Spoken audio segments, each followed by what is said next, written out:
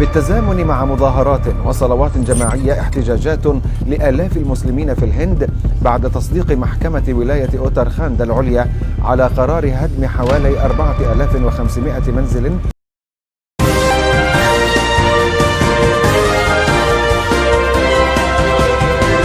देश में आए दिन मुसलमानों को निशाना बनाया जाता है। कभी बस सिर्फ इसलिए घर बुलडोज कर दिया जाता है क्योंकि उसका जुर्म सिर्फ और सिर्फ मुसलमान होना है।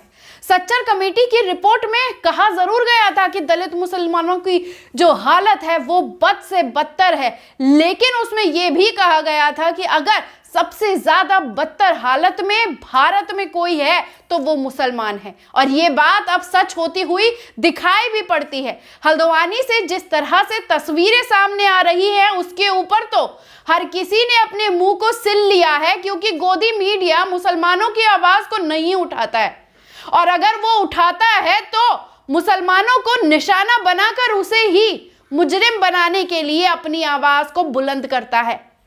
लेकिन मिडिल ईस्ट में तमाम देश मुसलमानों पे हो रहे हमले को लेकर अपनी आवाज को बुलंद करते रहते हैं। अल जजीरा ने हल्द्वानी के मुसलमानों को लेकर रिपोर्ट की है, जिसके बाद तहलका मच गया है। जी हां, क्या हुआ है हल्द्वानी में, एक बार रोते हुए उन तमाम मुसलमानों की तस्वीर पर नजर डाल लीजिए जो 3 डिग्री पारे में अल्लाह से दुआ मांग रहे हैं कि अल्लाह मेरा घर बचा ले। एक बार इस वीडियो पर नजर डाल लीजिए। तेरे दरबार में अर्जी रखने आए, दुनिया की अदालतों में अर्जी रख चुके हैं।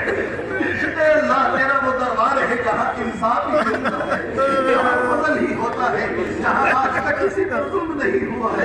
अल्लाह तेरे दरबार में हम अर्जी लेकर आए हैं, कमजोर है, ज़ईफ़ है, नातवा है। तूने कुरान में फरमाया है इंसान ज़ईफ़ा, इंसान को ज़ईफ़ पैदा किया गया है।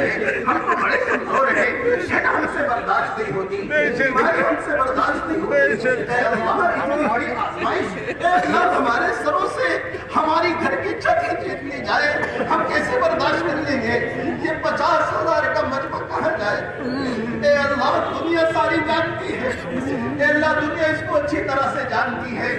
रेल में इंसानियत की ज्यादा जरूरत है या घर इंसान के लिए ज्यादा जरूरी है? अल्लाह नरमी और मोहब्बत तेरे कब्जे में है। बिगड़े हुए हैं लेकिन तेरे पास आए हैं। या अल्लाह मेरे मौला इन आशियानों को डूबने से बचा ले।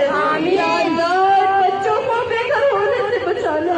या अल्लाह इन बूढ़े माँ बाप को बेघर होने से बचा ले। इनका चरका करके घर को बनाया मेरे मौला, अब इस घर को टूटा हुआ कैसे देखेंगे?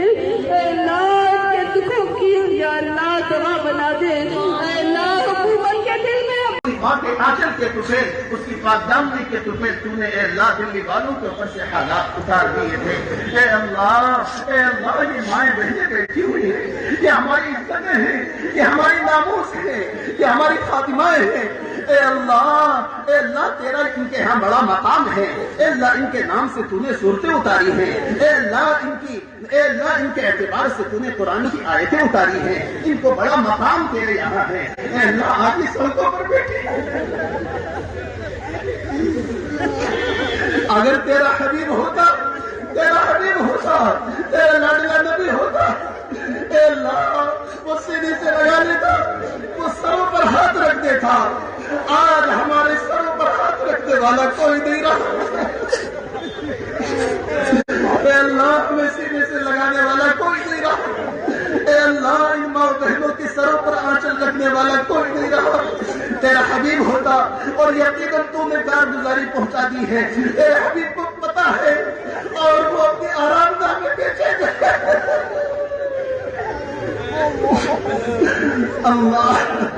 अल्लाह तेरा हबीब दुनिया में रहा, बहुत बेचैन रहा, दो पत्थर बांधे।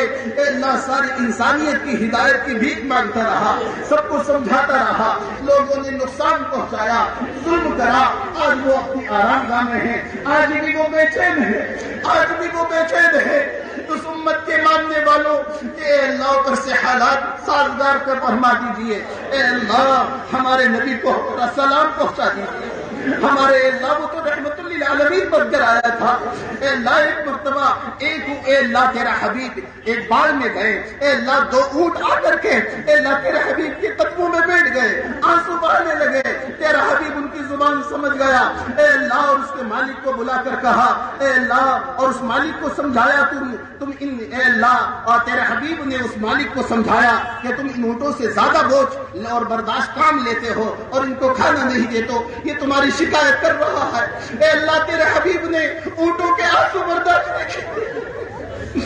तेरे हबीब ने ऊँटों सड़कों पर उतर आए हैं हल्द्वानी के लिए, लेकिन रेलवे के पक्ष में जब हाईकोर्ट का फैसला आया है तो 7 जनवरी को अब 5000 घर बुलडोज कर दिए जाएंगे। लेकिन सत्ता को सांप सूंघ गया है, क्योंकि राजनीति की आती उस खुशबू से उनको फिर से वोट में तब्दील होता हुआ वोटर दिखाई दे रहा है, जिसमें वो हिंदुओं को एकता का ज्ञान देकर फिर मुसलमानों के घर को बुलडोज करने की कहानी को दोहराने की उस राजनीति में किस तरह से खुश होते हुए दिखाई दे रहे हैं। एक बार इस वीडियो पर भी नजर डाल लीजिए।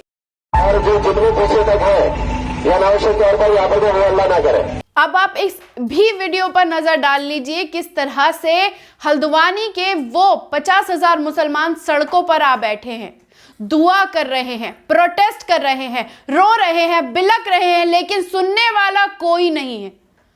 पुलिस आकर उन्हें धमका रही है, पुलिस आकर इंटरनेट बंद कर रही है, पुलिस वहां आकर दादागिरी कर रही है, लेकिन सुनने वाला कोई नहीं। प्रशासन ने भी अब अपनी कमर कस ली है, आम नागरिक को बचाने के लिए नहीं, उन्हें उनके घर से घसीटकर 3 डिग्री पारे में मरने छोड़ देने के लिए।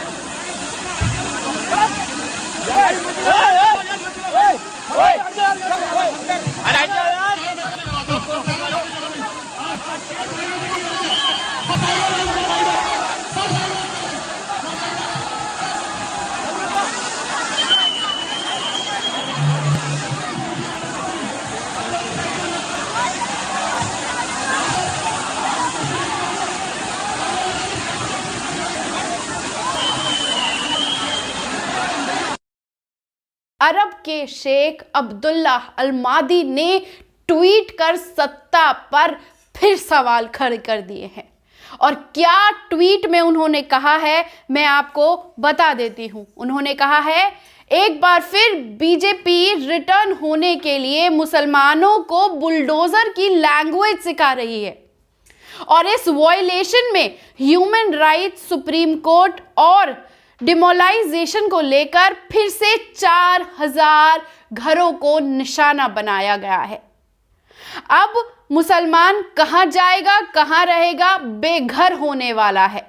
उन्होंने इस बात पर यह भी कहा है कि क्या इंक्रोचमेंट लैंड बिलोंगिंग को लेकर जिस तरह से इंडियन रेलवे का रवैया है, क्या वो सही है, और हर बार मुसलमानों को निशाना बनाए रखना, बनाए जाना कब तक सही है।